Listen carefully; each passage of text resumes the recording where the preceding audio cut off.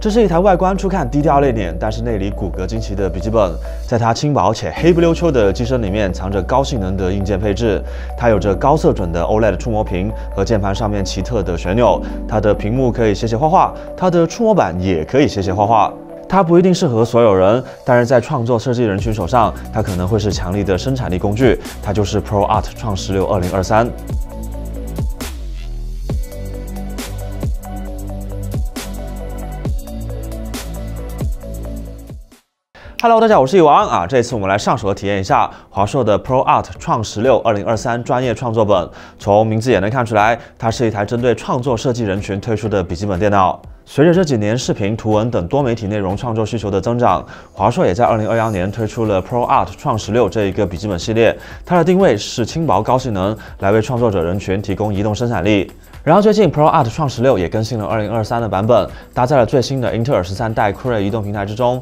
最强的 i9-13980HX 处理器，这颗 CPU 和桌面的 i9-1390K 有着相同的核心数量。同时，这台笔记本还标配了64GB 的大容量内存，最高可以升级到128GB，方便开启各种大型的工作文件。显卡这边可选的两个型号是 RTX 4060和4070相对来说普通一点。我们手上这一台是4060的版本。ProArt 创16的重量实测只有 2.45公斤，厚度只有2公分多一点虽然肯定比不上超级本，但是在这个配置的16寸笔记本之中，完全可以称得上是轻薄了。附带的电源适配器是240瓦的，重量700多克在这个瓦数的电源之中也算是小巧了。那么在开始性能跑分之前，我想先来看一下它在性能之外还提供了哪一些特色的功能和设计，来满足创作者们的需求毕竟单说性能的话，游戏本也有很强的嘛。首先 ProArt 创16系列笔记本最引人注目的地方，肯定还是键盘下方这个大大的华硕旋钮它可以算是 ProArt 创16的招牌设计了华硕为了这一颗华硕旋钮在软件上面下了不少的功夫，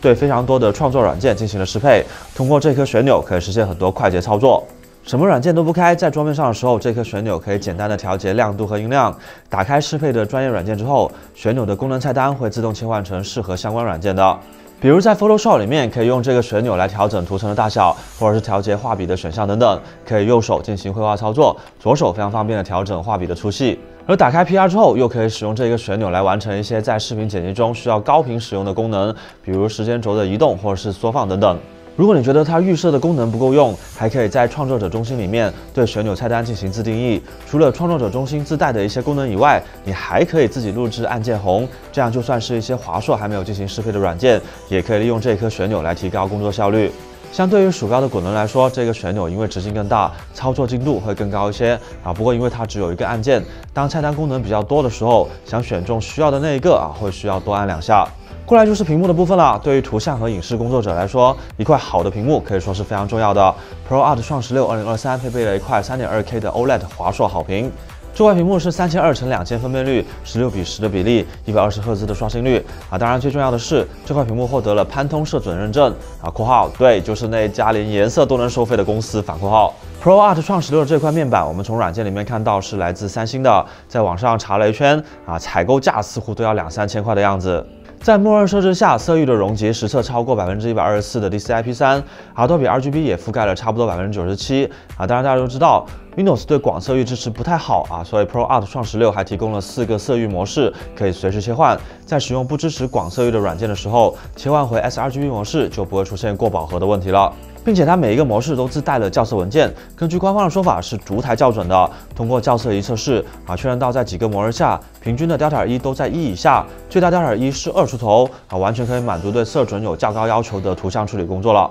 ProArt 创16的屏幕在 SDR 模式下测得的最大亮度是300多尼特，而开了 HDR 模式后，峰值亮度是可以去到接近600尼特的ProArt 创16 2023官方宣传是通过了 HDR 500的认证，目前测下来是能对应上的。通过光谱测量可以看到 ProArt 创16的蓝光峰值波长在460纳米附近，硬件防蓝光功能确实是有开启的。对比 IPS 屏 OLED 还有2个大优势一个是像素可以完全关闭，黑色按得下去，屏幕对比度可以轻松做到100:1，使得画面看上去更加的生动逼真另外一个优势就是响应速度非常的快 ，OLED 屏的黑白响应可以轻松做到1毫秒以下，使用起来基本上看不到拖影。不过在测响应速度的时候，我们也发现这块屏幕降低亮度之后，是类似 iPhone 和 NS OLED 版那样的 PWM 调光，它不是全屏一起闪的，而是一段一段的黑色区域，频率是240赫兹，满亮度下就当然还是类 DC 调光的效果。华硕也在 MyAsus 软件里面增加了防闪烁的功能，它是通过给显示画面叠加遮罩的方式来降低画面的亮度，这样可以保持最高亮度时的类 DC 调光效果，同时会牺牲很少的色域和一点色准，对 PWM 敏感的用户可以使用这个功能来减少影响。另外可能是触摸或者手写笔的层不够透明，贴近看的话，能够在屏幕上面看到很多的小颗粒当然在正常使用距离下是看不到的。当然 ，OLED 屏大家最担心的还是老化烧屏的问题这方面华硕除了提供各种软件保护功能以外，还出了一个无忧换新服务说是1个月以内出现亮点，或者是2年以内出现残影免费换新应该能缓解 OLED 的使用焦虑。ProArt 创16这块屏幕除了显示效果优秀之外，它还支持电容式的多点触控，日常使用的时候可以比较直观的进行操作。同时它还附送了一支4096级压感的手写笔，可以直接在屏幕上面写写画画对于创意工作者来说，这个功能可以说是相当之实用的。如果你觉得在笔记本的屏幕上面使用手写笔不够稳定的话，ProArt 创16 2023的触摸板它也是支持手写笔的，可以当成一块小巧的手绘板来使用，相当有创意。这一块触摸板的比例和屏幕一样是16:10，并且做了位置对应的映射使用起来会比较符合直觉。为了实现将触摸板当手写板这个功能，这一块触摸板改用了震动马达来模拟按下去的手感，实际按起来反馈效果也是相当逼真的。此外 ，ProArt 创16还自带了 SD 卡读卡器，对于摄影师来说，外出的时候不需要再带一个读卡器，还是方便不少的。这个读卡器使用了最新的 SD Express 7.0 标准，最高读取速度是985兆每秒。不过它向下只兼容 UHS 1，不支持 UHS 2。SD Express 7.0 这个标准比较新，目前摄影机上面还没有使用的算是一个占未来的配置吧。特色功能看完，接下来看一下机身其他的部分。ProArt 创16整体初看上去是黑色，但是靠近之后会发现外壳的涂层之中有类似闪粉一样 bling bling 的东西在低调之中透出一丝闷骚。机器的 A 面相当的简洁，除了 ProArt 的 logo 以外，没有多余的装饰。屏幕采用了悬浮转轴设计，后面屁股的部分凸出来了一块，热风就不会直吹屏幕了加上机器的四周和底部有着大量的进出风口，散热表现应该会非常不错。A 面的这顶上有2个小孔，它其实是麦克风来的，加上 B 面的2个孔，组成了4麦克风阵列，可以实现更强的降噪效果。在摄像头旁边还有红外摄像头，可以使用 Windows Hello 人脸识别。ProArt 创16的键盘带有小数字区，并且方向键还是比较难得的标准尺寸。除了前面提到的 SD 读卡器 ，ProArt 创16其他的 I/O 接口也比较的丰富，满足外出工作的需求应该是没有什么问题的。好，那么接下来就是性能测试的部分。这回我们先来烤一个机看一看这台笔记本的性能释放怎么样。首先是 CPU 的部分，按照习惯，我们在创作者中心里面将性能和风扇模式开到最高。单烤 FPU 30分钟 ，CPU 功耗稳定在115到120瓦，温度只有80多。连续进行10次223跑分的话，我们惊奇的发现得分几乎像一条直线一样，稳定在3万分多一点。在我们测过的这么多笔记本，特别是轻薄本之中，还是第一次见到这种情况。华硕这个传说中的冰川 Pro 散热结构还是有一点东西的稳定的性能发挥对于工作场景是非常有帮助的。使用甜甜圈单烤 GPU 的话，不用说也是非常轻松的。30分钟之后，功耗稳定在4060的功耗强130瓦上。GPU 平均温度不到80度大家都知道4060在实际使用时功耗还到不了烤机这个水平，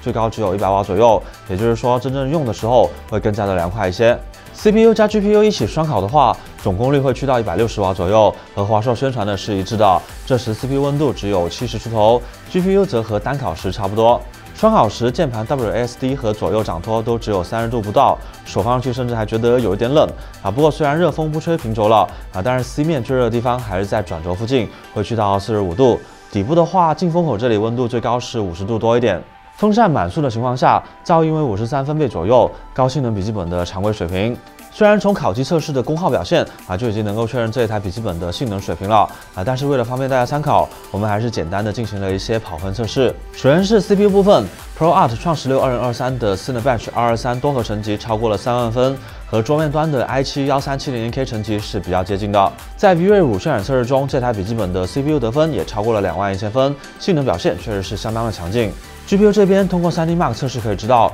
，ProArt 创16上面这张4060的性能发挥也是非常完全的当然 ，ProArt 创16是一台主打专业用途的笔记本，所以我们也跑了 Adobe 常用软件PS 和 PR 的 Puge Bench 测试。在这个测试中 ，ProArt 创16是开启了混合输出模式来跑的啊，因为 PR 可以让核显和读显联合工作来加速预览。最终得分 PS 是超过了1400分，而 PR 是接近1300分。作为参考，我手上的 M2 Pro 处理器的 Mac Mini 跑 PR 测试只能到800分左右啊。ProArt 创16 2023这个性能还是相当够用的。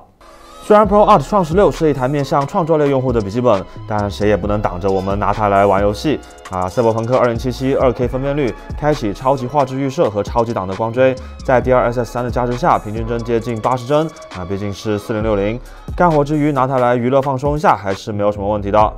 最后，我们来拆开这台笔记本，看一下内部是一个什么情况啊？机器的 C 壳看起来是镁铝合金的铸造件，强度还是比较高的啊。这台机子也通过了军规标准测试，应该是比较耐用的。散热器数了一下是5根热管 ，CPU 和 GPU 的供电也给单独安排了1根热管。 内存被包了一层黑色的材料，可能是石墨散热片啊。通过软件可以确认到它是海力士 DDR5 5600的内存条啊。不过因为 CPU 的限制，插2根的时候实际上是跑在5200频率上的。 SSD 是三星的 PM9A1， 非常常用的 PCIe 4.0固态硬盘，在机器的右下角，电池的旁边还额外有一个空的 M2 槽，方便日后升级扩展。网卡被放在了 SSD 的下方，型号是 HR211， 支持 WiFi 6E 高速无线网络。电池容量为90瓦时，跑 PC Mark 时现代办公测试，在默认的混合输出模式下，续航有5小时40分啊，改成独显直连的话，也能有3个多小时。在这么高配置的笔记本里面，这个续航表现还是相当不错的。 那么来到总结时间了 ，ProArt 创16 2023 4060显卡的版本啊，首发价格是15999，4070版本要加2000块啊。如果单看 CPU 和显卡的配置的话啊，感觉会有一些贵。但是 ProArt 创16作为一台面向专业创作者的笔记本电脑啊，除了性能和散热强悍之外，还从创作者的需求出发啊，在各种外设上面下了很多的功夫啊，提供了很多额外的功能。 再加上这个产品系列是为特定人群服务的，它的需求量肯定没有常规的游戏本这么大，它的研发和模具成本均摊起来肯定是要高一些的啊。综合考虑下来 ，ProArt 创16 2023的溢价啊，其实比我们预想中的要低不少。作为一个生产力工具啊，最重要的还是能够提高工作的效率，完成的单子多了，整一台笔记本的钱都很容易赚回来啊。所以对于创意工作者来说 ，ProArt 创16 2023这个产品还是相当值得考虑的。 好，那么这次的节目就到这里了。如果喜欢的话，记得点赞和评论支持一下。新观众呢，顺便点一个订阅，就不会错过后面的精彩影片了。我是一王，下次见，拜拜。